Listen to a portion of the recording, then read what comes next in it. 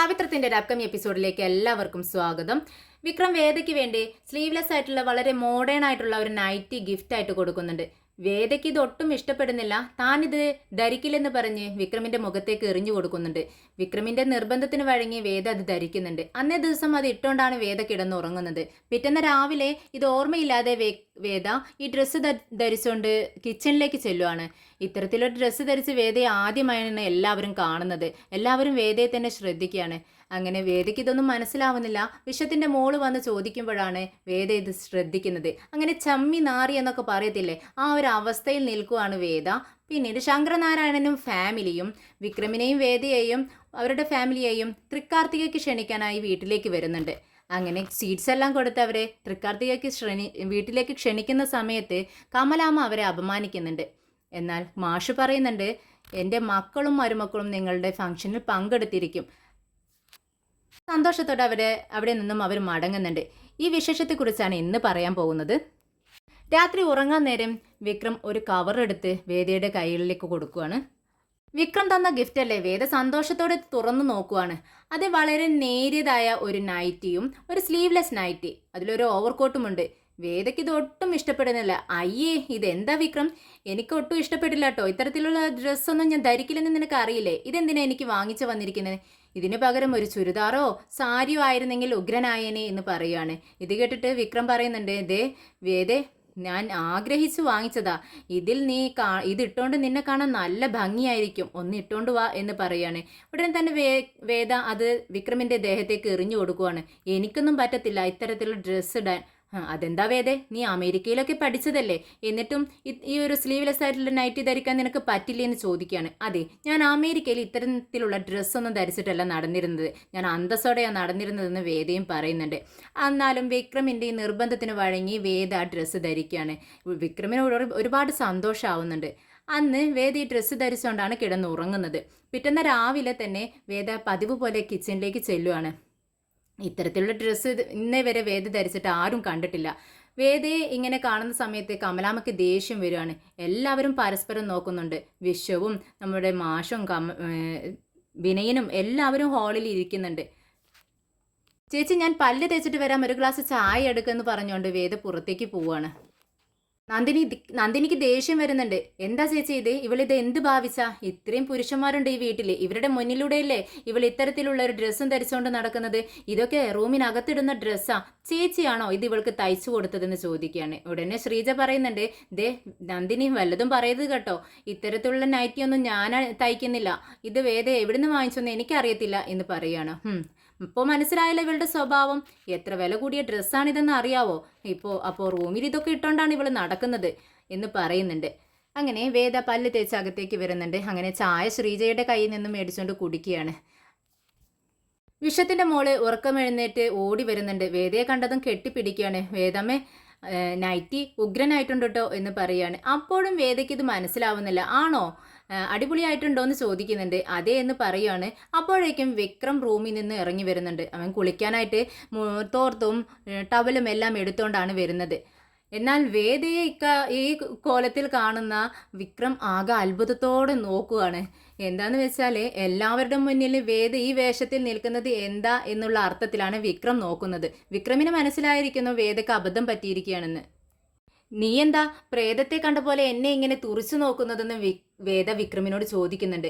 അപ്പോൾ നന്ദിനിയാണ് മറുപടി പറയുന്നത്, പ്രേതത്തെ കണ്ടാണെങ്കിലും അത് സഹിക്കാമായിരുന്നു, പക്ഷേ അവൻ നിന്നെ നോക്കുന്നത് അതിനേക്കാളും വലിയ കഷ്ടത്തിലാണെന്ന് പറയുവാണ്.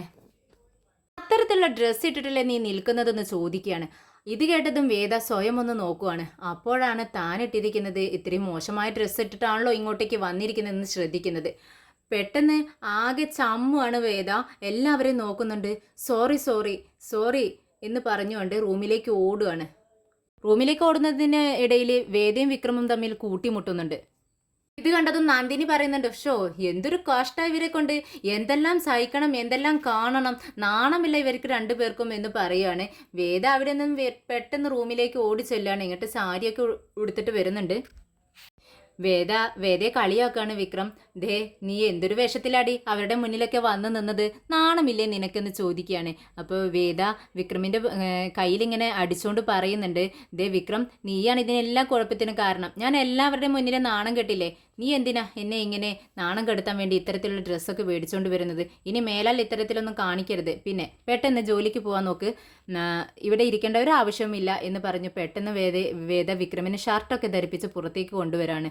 അപ്പോഴേക്കും ശങ്കരനാരായണനും ഫാമിലിയും അങ്ങോട്ടേക്ക് വന്നിരിക്കുകയാണ്. അവരെ കണ്ടതും വേദയ്ക്ക് ഒരുപാട് സന്തോഷമാവുകയാണ്. പത്മത്തോട് ചോദിക്കുന്നുണ്ട്, അമ്മേ ഒരു അറിയിപ്പുമില്ലാതെ അച്ഛനെയും കൂട്ടി നിങ്ങളെല്ലാവരും ഇങ്ങോട്ടേക്ക് വന്നിരിക്കുന്നല്ലോ, എനിക്ക് സന്തോഷമായി, എന്താ പ്രത്യേകിച്ചെന്ന് ചോദിക്കുന്നുണ്ട്. അതെനിക്കും അറിയത്തില്ല മോളെ, നിന്റെ അച്ഛനോട് ചോദിക്ക്. ഞങ്ങളോട് പെട്ടെന്ന് പുറപ്പെട്ടു വരാൻ പറഞ്ഞു, ഞങ്ങൾ അങ്ങനെ ഡ്രസ്സ് മാറ്റി പെട്ടെന്ന് ഇങ്ങോട്ടേക്ക് വന്നു. എന്താണെന്ന് എനിക്കറിയത്തില്ല, അച്ഛൻ എന്നോട് പറഞ്ഞില്ലെന്നാണ് പത്മ പറയുന്നത്. എല്ലാവരും ശങ്കരനാരായണനും എല്ലാവരെയും ക്ഷണിക്കുകയാണ് നമ്മുടെ മാഷ്. അങ്ങനെ എല്ലാവരും ഇരിക്കുന്നുണ്ട്. അപ്പോൾ ശങ്കരനാരായണൻ പറയുന്നുണ്ട്, ഒരു വിശേഷമുണ്ട്, തൃക്കാർത്തികയല്ലേ വരുന്നത്, അപ്പോൾ ഞങ്ങൾ നിങ്ങളെ ഫാമിലിയോട് തന്നെ ക്ഷണിക്കാൻ വേണ്ടിയാണ് വന്നത്. ഞാൻ കുറച്ച് സ്വീറ്റ്സും കൊണ്ടുവന്നിട്ടുണ്ട്, അത് നിങ്ങൾ സ്വീകരിക്കണമെന്ന് പറയുന്നുണ്ട്. എല്ലാവർക്കും വളരെ സന്തോഷമാവുന്നുണ്ട്. നമ്മുടെ ശങ്കരനാരായണൻ വിക്രമിനെ കുറിച്ച് മാഷിനോട് പറയുന്നുണ്ട്, അതെ നിങ്ങളുടെ മകനുണ്ടല്ലോ വളരെ നല്ല മനുഷ്യനാണ്, എനിക്കവനെ ആദ്യം മനസ്സിലാക്കാൻ പറ്റിയില്ല, പക്ഷേ അവൻ നല്ല സ്വഭാവമുള്ളവനും നല്ല സ്നേഹമുള്ളവനും മറ്റുള്ളവരോട് എങ്ങനെ പെരുമാറണമെന്നും അവനക്ക് നന്നായിട്ട് അറിയാം. ഈ എന്നെ പോലും അവൻ മാറ്റിയെടുത്തില്ലേ. നിങ്ങളെന്തായാലും ഇങ്ങനൊരു മകൻ്റെ അച്ഛനാവാൻ കഴിഞ്ഞതിൽ ഭാഗ്യവാനാണെന്ന് പറയുന്നുണ്ട്. ഇത് കേട്ടത് മാഷിന് ഒരുപാട് അഭിമാനം തോന്നുവാണ്.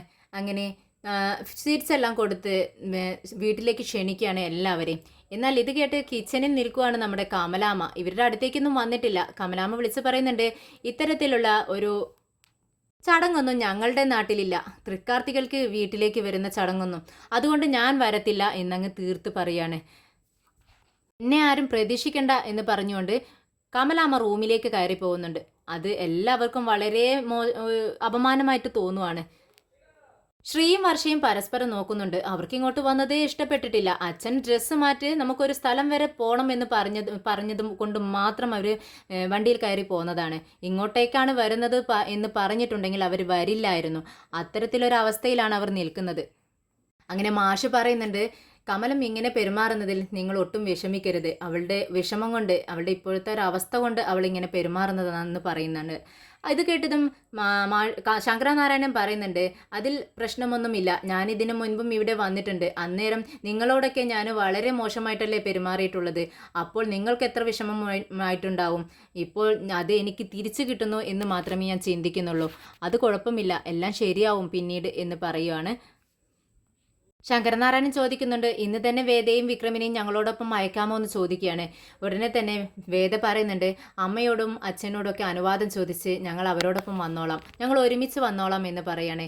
എന്നാൽ ദീപ്തി പറയുന്നുണ്ട്, ദേ ചേച്ചി, ഇന്ന് തന്നെ വന്നാൽ ഞങ്ങൾക്ക് വിക്രമേട്ടൻ്റെയും ചേച്ചിയുടെയും കൂടെ കുറച്ച് ദിവസം നിൽക്കാലോ എന്ന് പറയാണ്. അതിനിടയിൽ പത്മം പറയുന്നുണ്ട്, നിങ്ങൾ വരുന്ന സമയത്ത് ഒരു 4 ദിവസം അവിടെ വീട്ടിൽ നിന്നിട്ട് തിരിച്ചു വരാൻ പറ്റത്തുള്ളൂ എന്ന് പറയാണ്. അതവർ സമ്മതിക്കുന്നുണ്ട്. അങ്ങനെ യാത്ര പറഞ്ഞ് അവർ അവിടെ നിന്നും പോവുകയാണ്. അവർ പോയതും നമ്മുടെ കമലാമ്മ റൂമിൽ നിന്നും ഇറങ്ങി വരുന്നുണ്ട്. മാഷ് ചോദിക്കുന്നുണ്ട്, കമലം, വീട്ടിലൊരാൾ വന്നാൽ ഇങ്ങനെയാണോ പെരുമാറുന്നത്? നിനക്ക് ആദിത്യ മര്യാദയൊന്നും ഇല്ലേന്ന് ചോദിക്കുകയാണ്. മര്യാദ കാണിക്കേണ്ടവരോട് എനിക്ക് കാണിക്കാനറിയാം, ഇവരോടത് വേണമെന്ന് എനിക്ക് തോന്നിയില്ല. നിങ്ങൾ എന്താ പറയുന്നത്? ഇത്തരത്തിലൊരു ചടങ്ങിന് എന്നെ കിട്ടത്തില്ല, നിങ്ങൾ വേണമെങ്കിൽ പോയിക്കോ, ഞാൻ വരത്തില്ല എന്ന് തീർത്ത് പറയുകയാണ്. എങ്കിൽ ശരി എന്ന് മാഷ് പറയുന്നുണ്ട്. വിക്രമിനോട് പറയുന്നുണ്ട്, നിന്റെ അമ്മ വരുമെന്ന് എനിക്ക് തോന്നുന്നില്ല മോനെ, അതുകൊണ്ട് അമ്മ വരാത്തത് കൊണ്ട് എനിക്കും വരാൻ പറ്റത്തില്ല. എന്തായാലും നിങ്ങൾ 3 പേരും ശ്രീജയും നന്ദിനിയും എല്ലാവരെയും കൂട്ടിക്കൊണ്ട് സന്തോഷമായിട്ട് പോയിട്ട് വരണം എന്ന് പറയുകയാണ്. അങ്ങനെ രാത്രി ഉറങ്ങാനായിട്ട് കിടക്കുമ്പോൾ വിക്രം വെള്ളമെടുക്കാനായിട്ട് പുറത്തേക്ക് വരുവാണ്. അപ്പോഴാണ് കമലാമ്മ സെറ്റിൽ കിടക്കുന്നത് കാണുന്നത്. കമലാമ്മ അവിടെ കിടന്ന് മയങ്ങിയിരിക്കുന്നു. തണുപ്പുള്ളത് കൊണ്ട് അങ്ങനെ ചൂളിക്കൊണ്ടാണ് കിടക്കുന്നത്. അത് കണ്ട് വിക്രം റൂമിൽ ചെന്ന് താൻ അമ്മയ്ക്ക് ഗിഫ്റ്റായി കൊടുക്കാൻ വേണ്ടി വാങ്ങിച്ച ആ ഒരു ഷോളുണ്ട്, ആ ഷോൾ എടുത്ത് അമ്മയെ പുതപ്പിക്കുകയാണ്. ഇത് കണ്ടുകൊണ്ടാണ് നമ്മുടെ മാഷ് അങ്ങോട്ടേക്ക് വരുന്നത്. വിക്രമിൻ്റെ കണ്ണിൽ നിന്നും കണ്ണുനീരിങ്ങനെ വരുന്നുണ്ട്. ഇത് കണ്ട് മാഷ് ചോദിക്കുന്നുണ്ട്, എന്തിനാ വിക്രം നീ കരയുന്നത്? ഏയ് ഒന്നുമില്ല അച്ഛാ എന്ന് പറയുവാണ്. അല്ല, നിന്റെ കണ്ണിൽ നിന്നും കണ്ണുനീര് വരുന്നത് കാണുന്നുണ്ട്, അതുകൊണ്ടാണ് ഞാൻ ചോദിച്ചതെന്ന് മാഷും പറയുന്നുണ്ട്. അല്ല അച്ഛാ, ഞാൻ എന്ത് തെറ്റ് ചെയ്തിട്ടാ അമ്മ എന്നെ ഇങ്ങനെ ശിക്ഷിക്കുന്നത്? ഞാനിപ്പോൾ നല്ല അമ്മ ആഗ്രഹിച്ചതുപോലെ തന്നെയല്ലേ ജീവിക്കുന്നത്. എന്നിട്ടും അമ്മ എന്നോട് മിണ്ടുന്നില്ല. എനിക്കതാണ് വിഷമമാവുന്നത് എന്ന് പറയാണ്. ഇത് കേട്ടതും മാഷ് പറയുന്നുണ്ട്, വിക്രം, നിനക്ക് തോന്നുന്നതാണ്. നിന്റെ അമ്മയ്ക്ക് നിന്നോട് ഒട്ടും വിഷമമില്ല, സ്നേഹക്കൂടുതൽ മാത്രമേ ഉള്ളൂ. അതുകൊണ്ടുള്ള പരിഭവമാണിത്. പിന്നെ അത് വിചാരിച്ച് നീ അമ്മയോട് മിണ്ടാതിരിക്കരുത്. അമ്മ നിന്നോട് എത്രത്തോളം ദേഷ്യം കാണിക്കുന്നുണ്ടോ അതിനിരട്ടി നീ അമ്മയെ സ്നേഹിക്കണം. അല്ലെങ്കിൽ നിങ്ങൾ തമ്മിൽ ഒരുപാട് അകന്നു പോകുമെന്ന് പറയാണ്. ഇത് കേട്ടിട്ട് വിക്രം പറയുന്നുണ്ട്, ഇല്ല അച്ഛാ, ഞാൻ അത് തന്നെയാണ് ചെയ്തുകൊണ്ടിരിക്കുന്നത്. അമ്മ എത്രമാത്രം എന്നെ ശകാരിക്കുകയോ എന്നോട് ദേഷ്യപ്പെടുകയോ എന്ത് വേണമെങ്കിലും ചെയ്തോട്ടെ, പക്ഷേ ഞാൻ ദിവസവും അമ്മയോട് മിണ്ടിക്കൊണ്ടേയിരിക്കും. അമ്മ എന്നോട് എത്രത്തോളം ദേഷ്യപ്പെടുന്നോ അതിനേക്കാൾ കൂടുതൽ ഞാൻ അമ്മയെ സ്നേഹിച്ചുകൊണ്ടിരിക്കും എന്ന് പറയുവാണ്. മാഷ് പറയുന്നുണ്ട്, വിക്രം, അമ്മയ്ക്ക് നിന്നോടല്ല ദേഷ്യം, വേദയോടാണെന്ന് പറയുവാണ്. അതെന്തിനാണെന്ന് അച്ഛാ എനിക്ക് മനസ്സിലാവാത്തത്. വേദ അമ്മയെ ഒരുപാട് സ്നേഹിക്കുന്നുണ്ട്, സ്വന്തം അമ്മയെ പോലെ എന്ന് പറയുന്നുണ്ട്. അതവൾക്ക് മനസ്സിലാവാതിരുന്നിട്ടല്ല വിക്രം, അതവൾക്ക് നന്നായിട്ടറിയാം. പക്ഷേ നീ വേദയെ വിവാഹം കഴിച്ചതോടെ അമ്മയോടുള്ള സ്നേഹം കുറഞ്ഞ് നീ വേദയോട് സ്നേഹം കൂടുതൽ കാട്ടുന്നുണ്ടോ എന്നൊരു സംശയം അമ്മയ്ക്കുണ്ട്. അത് അമ്മയുടെ സ്വാർത്ഥതയാണ്. അത് നമ്മുടെ കമലത്തിലും ഉണ്ട്. അതുകൊണ്ടാണ് അവളോടുള്ള ദേഷ്യം നിന്നോട് കാണിച്ചുകൊണ്ടിരിക്കുന്നത്. ഇത് കേട്ടതും വിക്രം പറയുന്നുണ്ട്, അച്ഛാ, ഞാൻ അമ്മയെ വേണ്ടെന്ന് വെച്ചാലും അവൾ ഒരിക്കലും അമ്മയെ വേണ്ടെന്ന് വെക്കില്ല. അവൾ അമ്മയെ കൂടുതൽ സ്നേഹിച്ചുകൊണ്ടേ ഇരിക്കത്തേയുള്ളൂ. അതെന്താ അമ്മ മനസ്സിലാക്കാത്തത് എന്ന് ചോദിക്കുകയാണ്. അത് മനസ്സിലാവാഞ്ഞിട്ടല്ല, പക്ഷേ അമ്മയുടെ മനസ്സിൽ എന്തൊക്കെയോ അപകർഷതാബോധങ്ങളുണ്ട്. ഒരു മിസ്അണ്ടർസ്റ്റാൻഡിങ് ഒക്കെ ശരിയായും വിക്രം, പതുക്കെ എല്ലാം ശരിയായിക്കോളും എന്ന് പറയുകയാണ്. അങ്ങനെ വിക്രം ഉറങ്ങാനായിട്ട് റൂമിലേക്ക് പോവുകയാണ്.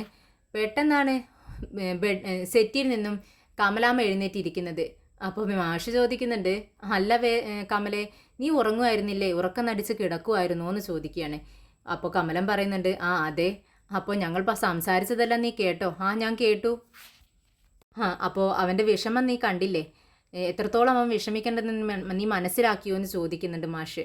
എന്ത് വിഷമം? അതൊക്കെ അവൻ്റെ അഭിനയ. അവൾ പറയുന്നതും കേട്ടോണ്ടല്ലേ അവൻ ജീവിക്കുന്നത്. ഇതെല്ലാം അവൻ്റെ അഭിനയമാണെന്ന് പറയുന്നുണ്ട്. ഉടനെ മാഷ് കമലത്തിൻ്റെ മേത്ത് വിക്രം ഇട്ടുകൊടുത്ത ആ ഷാള് ഒന്ന് കാണിച്ച് നോക്കട്ടെ എന്ന് പറഞ്ഞ് എടുക്കാനായിട്ട് പോവാണ്.